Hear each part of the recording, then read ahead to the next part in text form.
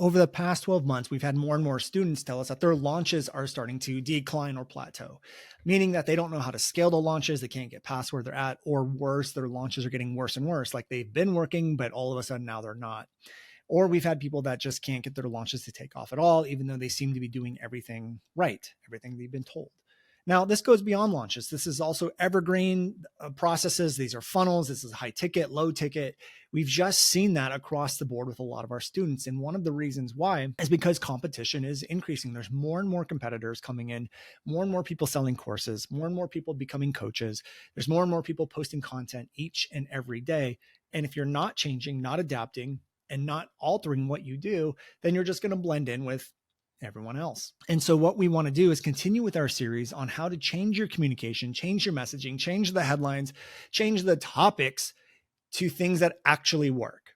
And so what we're going to do in this series is talk about launching specifically, but we're going to get into the nitty gritty about how to become a better teacher, how to create demand, how to educate and create demand, how to pull people in, build rapport, all of that stuff inside of your launches. So if that's exciting for you, well, let's continue with this series and keep on listening. Hi, I'm Brandon Lucero, and you're about to experience the new way to thrive in business, entrepreneurship, and life by leaning into who you are, what you love, and standing up for what you want to create. Get ready, because this is where we go against the grain, say no to outdated society norms, and we say yes to change in order to create a happier, more fulfilled world. Welcome to the New Generation Entrepreneur Podcast.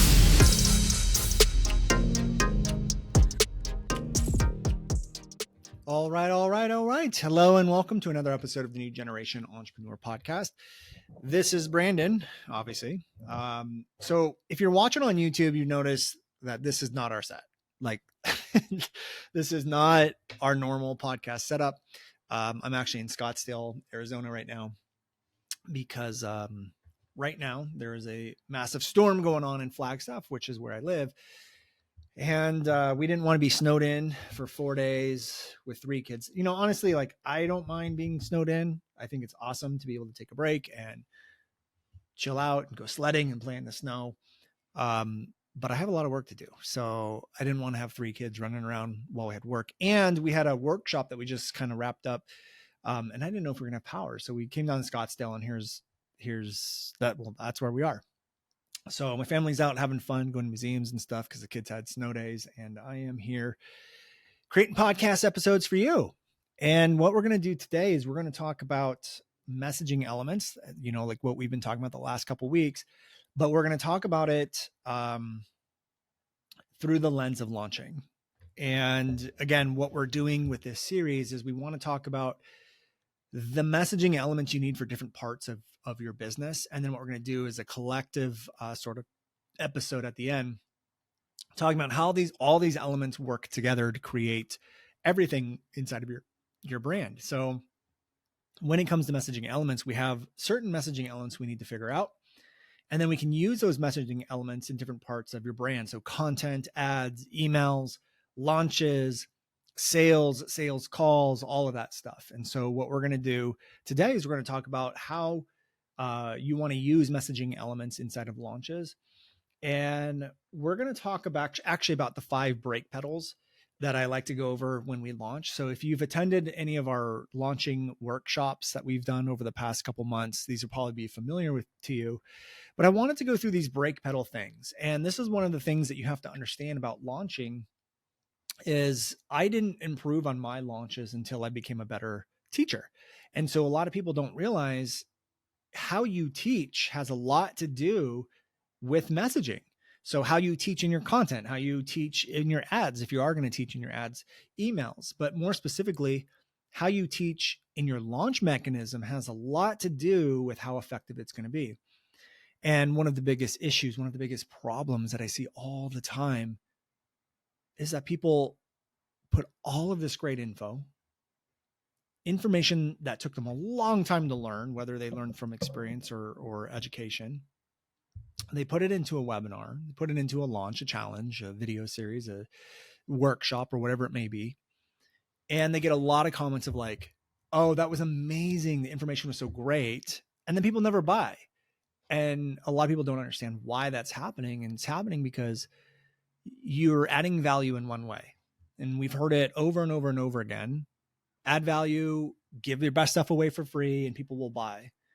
And I'm sorry, but that's just terrible advice. That isn't how sales actually work. Sales don't work and go to the person who gives out the most information or even the best information.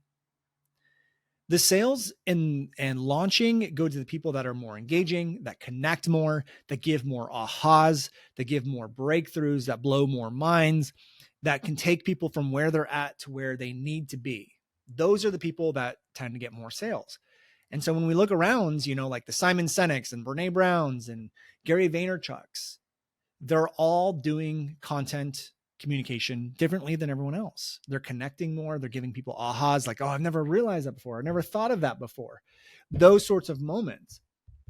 And those sorts of moments happen by raising people's awareness, making them aware of things they weren't aware of before. When we look at holistic psychologist content, she's great at that sort of content. She's great at going like, hey, here's what is usually going on, whether it's in your relationship or as a man or as a woman or this or that. And she was very good about saying, here's what the problem is, here's what your experience is, and then revealing why that's happening. And people go like, oh, I've never connected that dot before. That makes a lot of sense. And that's what creates really powerful content. So what I wanted to do is actually go through the 5 brake pedal things you have to stop doing when it comes to fixing your launches, because these 5 things are what's costing you a lot of sales and a lot of plateaued launches, and they're causing your launches to maybe even be declining. So I want to go through this because this is another way to add value. What I'm about to deliver to you is something you should be doing inside of your launch too, which is revealing what mistakes people are making that are causing the problem in the first place that they're experiencing. But newsflash, you can't actually do that unless you know what problem you're solving for people. So if you want to have powerful launches, you need to first and foremost understand what problem are you actually solving for someone. Okay? Most people don't actually know that. And if you're listening to this episode and you don't know that, then I promise you your launches aren't going to be as great as they should be. We have to know what problems we're solving for people, which we've talked about in the past couple episodes. Now, once you understand the problem, you can start to create topics and things like that, themes, angles, messaging. But first and foremost, let's go through the 5 brake pedal things. These are the things you need to stop doing. We call them brake pedal things because no matter how many things I tell you to do inside of your launch, if no matter how many things I tell you to do, if you're still making these mistakes, you have your foot on the brake still, it's not really going to do much good. It's kind of like driving a car. If you have your foot on the brake and you push the gas pedal, you're not going to go anywhere, right? So these are the things you have to stop doing. So brake pedal number 1 is you have to stop delivering too much information. It either tricks people into thinking they have everything they need or it overwhelms them. Information by itself does not close sales. The reason why my launches have been better and better is because I became a better teacher, more engaging, I have more compassion, more understanding where my audience is, what problems they're dealing with, what mistakes they're making, what emotions they're feeling, what thoughts they're having. I've become more persuasive, more relevant, and I've become better at bridging from where my audience is to where I need them to be. And so what the example I always use, and I'm sure you've heard it before, is like the difference between an encyclopedia and a TED Talk. The TED Talk's way more engaging, pulls people in, gives people ahas, makes people aware of things they weren't aware of before, shifts their perspective, and leaves them with great information, great education, and great lessons. So what happens is most people in their launches and with their messaging and even in their content is they just try to deliver information, and you have to stop just delivering information. Yes, we still want to deliver information, but if that's your only sole purpose, sole mechanism to converting people, you're going to have a really hard time because you're missing out on a lot of elements you need in order to close a sale. So the example I always give is this one. I say, pretend I'm about to launch and I'm teaching something to someone. And I say to them, you know what, guys, stop using how-to content. It doesn't work. And then I move on. Well, that's not going to work unless the audience already believes that to be true. Because if I say that and they don't believe it on a subconscious level, they're not following me anymore. They're not listening to me anymore. They disagree with me, right? But instead of saying, do not use how-to content, it doesn't work. Instead, if I say, do not use how-to content, it doesn't work. Look at Gary Vaynerchuk, Brene Brown, Simon Sinek. They all teach, but aren't using how-to and tutorials. Well, now the subconscious mind goes, oh, that makes sense. So some of the things we want to do instead when it comes to information is you want to reveal mistakes that they're making they don't realize they're making, kind of like what I'm doing right now. You want to demonstrate that you understand their problems. You understand why the problems exist. You understand what they're doing to fix the problem that doesn't work. You want to reveal the solution, but build proof around the solution as well. Use the counterexamples like I just did. Use stories, use metaphors, use analogy. Don't just get up there and teach. You have to become a better teacher. So brake pedal number one is don't just deliver more and more information. Be very clear on what the topic is, what the promise is, what problem it's solving, and stick to just that. You don't have to solve every problem for your audience on a webinar. Just pick one main problem. So for me, like one of the things we like to do is we do a workshop on launch messaging. Now, I work with messaging and marketing throughout your entire brand, not just launches, evergreen ads, all of that stuff, right? Content. But one of my best workshops is literally just about launching. So what I did is I said, I can solve all of these problems. Which one is the most popular? Which one seems to get the most traction? Oh, every time I talk about launching. Okay, let's just do a workshop on just launching. I don't need to worry about solving everyone's problems all the time in every workshop, right? And then I just become a really good teacher on that one specific thing. And I don't even teach everything. I can't teach everything on launch messaging in one presentation. So I'm very clear on, okay, these are the 3 tools that I'm going to teach. And these 3 tools alone can help, but they're not going to solve all the problems. And so because of that, I'm limited to even the amount of information I can give because I'm not trying to solve every problem. And then when I do that, I still look at the mistakes. I look at why the problem exists, and I try to build as much relevancy as I possibly can. So brake pedal number 1, don't deliver so much information. Brake pedal number 2 is if your launches aren't working, don't just try to hop to a new strategy because that sometimes doesn't work either. And the example I like to give is, let's pretend I have a title. Let's say I'm going to do a webinar launch and I have a title and it's called How to Create Engaging Content. And let's just say it doesn't work. Now, what most people do is they're going to go like, well, I'm going to have to do a video series launch or a challenge launch or a live workshop. Those are working better. And they never question the fact that their messaging sucked, that their communication sucked, right? So instead of hopping to a new strategy, like a video series strategy, and using the same title, How to Create Engaging Content, what if I just kept the same webinar, the same strategy, which is a webinar, and I changed the title to How Course Creators Can Create Engaging Content in 5 minutes a day? I'm probably going to get much better results, even though I'm using the same strategy. Why? Well, I use their identity, which is a subconscious trigger. How course creators, right? That's an identity. It's a subconscious trigger. It builds relevancy. It makes them feel like, okay, that's who I am. This is more relevant towards me, geared towards me. Then I said, can create engaging content, which, the first title had as well. That's just a benefit that you get. But then I added in 5 minutes a day, which is another subconscious trigger. Why? Because their concerns is content takes too long. I don't want to spend a lot of time on it. People always want to do things faster and quicker. So it's another subconscious trigger. So same strategy, different title, different messaging. One's more powerful than the other. So when it comes to launching, I think you guys, if you're listening to this podcast episode, we have to take a deeper focus on the messaging, not so much on strategy. Brake pedal number 3 is that people just rinse and repeat the same thing. Guys, listen, even when a launch does well, I don't rinse and repeat it. I'm always trying to add in something different to get the better results. I'm always testing, tweaking, moving things around. When things are working, I don't change a lot, but I change a little bit to see if we can improve on those results. Plain and simple. If it's not working, why would you expect it to be any different just by doing the same thing? Makes no sense, right? I see people do that all the time. Brake pedal number 4 is people talk too much from solution. The example I give is the car. I know you guys have probably heard this one before, but let's just pretend you're driving down the road and every time you hit 40 miles an hour, your car starts shaking. And you see, let's just pretend it's because of the timing belt, and you see a sign that says, we fix timing belts for $10 in 15 minutes. or less, you're probably not going to stop. Why?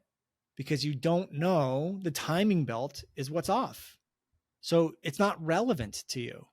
Even though that is the solution, you know it's the people know it's the solution, the mechanic knows it's the solution, you're not going to stop because you, the customer, the audience, doesn't know that. But if you see a sign and it says car shaking every time you hit 40 miles an hour, we can fix it for $10 under 15 minutes, you're probably going to stop. Why? Because you are aware that you're having that problem. They literally have started the conversation with your unwanted experience, your problem. The problem you were aware of, because you weren't aware of the timing belt. That's the solution. You were aware of your unwanted experience, which is the car shaking every time you hit 40 miles an hour. So a lot of you, when it comes to launching and messaging, you have no clue what the problem is that the people are actually going through. You never asked, what problems do my skills, my knowledge, my experience solve for people? You figure that out, whew, your messaging inside of your launches, your communication inside of your ads, emails, launches, titles is going to go through the roof. Brake pedal number 4 is sometimes you're just not solving a big enough problem. Sometimes you guys are choosing problems that people are not willing to pay for. And I see this sometimes too with students. They're like, oh, this is what I do and I solve a problem. I'm like, I mean, I don't want to be rude. I don't want to be mean, but like someone can just like go to YouTube and figure that problem out. Like that's not a very big problem. And honestly, like I don't think people are losing sleep over this problem. I don't think people are trying to fix this problem. So you have to find the problem that you can solve that is big enough for them to want to solve it, to pay for it, to get help with it. And that could be 1.5 million different things. You know, for me, when I started teaching messaging, no one cared about messaging. They didn't know it was a thing. It wasn't a problem in their mind. They didn't even know what it was. So instead of trying to sell people messaging, I had to find something else. I had to start to look at, well, what's happening because their messaging is off? Well, their content's not working. You know, this sort of stuff. The content's like crickets and they're feeling unheard and blah, blah, blah, blah, blah. And so that's what my messaging became is, hey, you want to fix content, want engaging content, want to figure out how to make more sales just by changing the way you communicate. Now people were paying attention because I found a big enough problem, a problem they were aware they had, a problem they wanted to solve.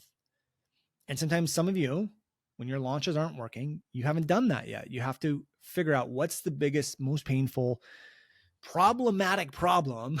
I don't even know if that's a thing that I can solve for people. Okay. So once you figure that out, now, and you stop doing those, it's about, okay, how do we piece things together for our launches? So first and foremost, I kind of hinted at it already. We need to pay attention to what's working the best inside of your content. So what's getting the best results, what content's getting the most traction, what themes, what topics do you talk about inside your content, your podcast that just seem to do the best every time you talk about them. Once you figure that out, now you have some data on what would probably be the best for your launch. So when we go into launches, I'm usually not guessing at what's going to work, what the topic is, what stories are going to work, what metaphors are going to work, what analogies are going to work, what counterexamples are going to work. I test all of that in my content. I test it on the podcast. I look at what got the most downloads, what gets the most shares, what gets the most comments. And I look for topics. I look for angles. Okay. But almost all of my topics stem from problems, almost all of them. Even if they're written as a benefit, they still come from problems. So let me give you an example. One of the workshops I like doing is called How to Master Your Launch Messaging. You might look at that and go like, well, that's not really a problem. That's kind of a benefit. They're going to master their launch messaging. Right. Yeah, you're right. I frame it as a problem, or sorry, I frame it as a benefit or a transformation or an outcome, but it came from a problem. And the biggest problem I know people are having is their launches are either plateaued, they're declining, especially over the last 12 months, or they never took off in the first place. Those are the problems. Those are the problems that I solve with our messaging process for people who launch. So what I did is I said, well, what's the opposite of that problem? Well, they have their launch messaging mastered, more leads, higher quality leads, more people showing up, more people buying. So I'm like, great. Okay, let's create. I know that topic and those problems do really well. I know those problems because I hear people mention it every time I talk about launching and the problems. People resonate with it. So let's craft a title. And again, I'm not guessing if it's going to work or not. I know it's going to work. So I do what's the opposite of the problem? Well, they have their launch messaging mastered. Or I could do another title. It's like how to drive 10 times the amount of leads into your launch, or how to create a launch that creates automatic buyers, or whatever, right? There's always a benefit or the opposite of the problem. And that's what I start to use my angles with, or my topics, my themes, whatever the launch topic is going to be. And again, I'm not guessing at it. I know that works. I know it resonates because I've tested it with my content. Now, once we get into the actual launch, I like to go through what I call a diagnosis stage. And this is what builds relevancy. This is what allows my audience to think, oh my God, this is me. This is about me. This is for me. So I get very clear on the topic. I go, okay, on this topic, what are the problems? Specific problems, like the real, actual unwanted experiences. And this is what we bring our students through inside of NGM Plus, is this whole process. What phase one is in our process. And we go through it. So when you get on a webinar, I say like, hey guys, this is going to be totally relevant to you if you're dealing with this, this, this, and this. How many of you guys are dealing with that? And, I check in with the audience, I connect with them. But I know those problems work. I know that's what they're going through. I even use them in the ads. So I'm attracting people based off of problems, and even in my ad. And then I re-put them again in the beginning of the webinar, again, to build that relevancy, make them feel like they're in the right place, get them to be like, oh, that's me. And then I move into the first part of our teachings, which is revealing why those problems exist. What are the mistakes they're making that created those problems? And then I even go as far as saying, and here's what most people do to try to fix it that doesn't work. How many of you guys are doing that? And what it starts to do is make people aware of things they weren't aware of before. So they become aware of the mistakes they're making that cause the problem, which means they don't even know that those are mistakes. Otherwise they wouldn't be doing it. So I'm adding value to them in that way. And then I'm building the relevancy. So they feel like I'm talking to them about them, makes them feel like I know what they're dealing with, makes them feel like I have the solution, because I do. And that's what we call the diagnosis stage. But I also do this anytime I teach something. So anytime I do step one, I'm always like, hey guys, step one, we're going to talk about X, Y, and Z. And if this is not working, then you're probably dealing with this problem, this problem, this problem. You probably tried this to fix it and it's not working. Well, we're going to help you solve that. And step number one here. And I do things like that, again, to build that relevancy, to make them feel heard, to pull them back in, get their subconscious to go like, hey, listen, pay attention. He's talking about you. This is exactly what you're dealing with. So again, knowing the problems, knowing the mistakes is very, very important. And they may change. Like the problems may change based on the step you're at. There may be different problems based on what the overall topic is, but you have to understand those things because it builds that rapport. It builds the relevancy. It allows them to feel heard, like you're talking about them, but it gives them confidence in your ability to solve their problem as well. So then what I do too is we don't want to forget about the benefits. So when you go into a launch, you have to know what is the desired outcome. What is the transformation you're bringing? So you want to know both. You want to know the problems, and you also want to know the outcome and the transformation as well. However, I don't want you to guess. I don't want you to guess at anything. You should know what's going to work before you ever launch. Like test this stuff out with your students, with your audience, your content, as much as you can. You can run through play campaigns, engagement campaigns. You can do a lot of testing. For me, I'm not guessing at this, and I'm not sitting there going like, okay, what's the benefit? And then just like making it up. I'm literally saying, here's the actual real unwanted experience. What's the opposite? When this problem doesn't exist, now what do they get to experience in their life? And those are the benefits. So when I'm teaching, I like to do the problems and benefits together. So I'll say things like, all right, step one is X, Y, and Z. Or if you're messing the step up, you're likely dealing with X, Y, you're dealing with this problem, this problem, and this problem. And it's probably because you're making this mistake, this mistake, this mistake, and you've tried this, this, this, and it didn't work. Now, what I'm about to teach you, when done right, it's going to allow you to have this benefit, this benefit, this benefit, this benefit, and this benefit. So now before I ever taught anything, I pulled them in, I connected, built the rapport based off of problems, built again more relevancy because I went through the mistakes they're making, and they're like, okay, that's me. And oh my gosh, I did try that. And then I do the benefit so that they can see the vision, they can see the end goal, they have a desire to want those things. So now you're hitting people on all different ends. You're getting them, again, the relevancy, you're getting them to say, that's me. You're getting them to say, I want that, I need that. And you get them really excited before you teach anything. This is how you pull people through your launches. This is how you create a lot of engagement. This is how you get people excited for your teachings. When you guys just deliver information and information and information and information, you're not getting people excited. You're getting them bored. It's too much information. You're overwhelming them. You're tricking them into thinking they have everything they need. Even if they don't have everything they need, they're like, well, this is enough to work on for now. Or you scare them and you're like, God damn, like if this is like step number one, this is so much information. I don't even know if I can do this. And you have to realize you need people to think I can do this. Otherwise they'll never buy from you. They'll never buy your course. If they don't think they can do it, they're never going to buy your course. Okay. So just to recap real quick, we went over the brake pedal things. We went over the topics. Don't guess, just look at your best performers. Look at your best content, what has the most open rates, the most engagement, what has the best activity, probably is going to be a good topic for you to do instead of a launch, a funnel. And by the way, I know I'm talking about launching right now. This is for anything, any funnel, Evergreen, a recurring weekly webinar, whatever it is. It doesn't matter. It's all the same. So the topics based off of problems and the opposite of the problems. Diagnosis, you want to do that in the beginning and you want to do it when you teach. You do want to incorporate the benefits as well. But the next thing too, as far as messaging goes, people feel awkward sometimes talking about the offer, like the transition.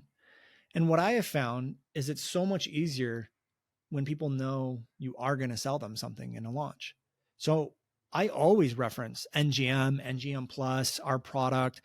I always say, like, I'm going to teach you one way right now, but we have 9 more inside of NGM. When we wrote James Wedmore's video series a couple of years ago, we did the same thing. Hey guys, I'm going to give you one way to do this right now, but we have 10 different ways inside of Business by Design. We're always hinting at the offer. I'll even tell people like, hey, in 3 days, we're going to have NGM opening up and we're going to be taking a new round of students. And I'm really excited for that. But before we do that, I'm going to spend 3 days just delivering and answering questions and helping you guys so that you can leave the 3 days improving on your messaging, improving on your business, whether you buy or not. Like, we have those conversations during the launches, during the training. And that's a part of messaging, in my opinion, is letting people know, hey, I'm giving you this, but there's more over here. I'm giving you this, but we still need to go through the exercises. I'm giving you this, but doors are opening up if you need more help. Part of messaging is leaning into those things. Lean into the fact that you're going to sell something.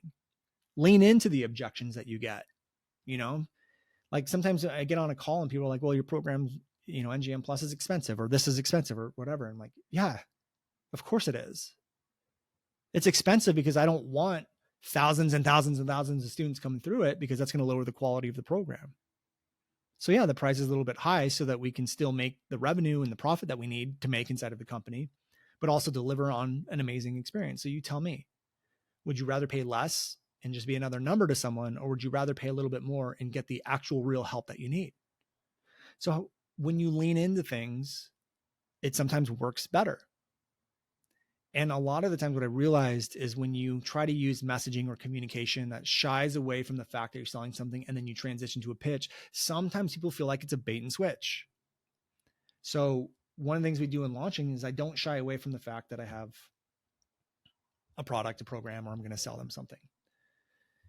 And the last and final thing, one that you have to understand with messaging in the form of launches, is that I mentioned it before, you have to become a better teacher. There's no ifs, ands, or buts about it.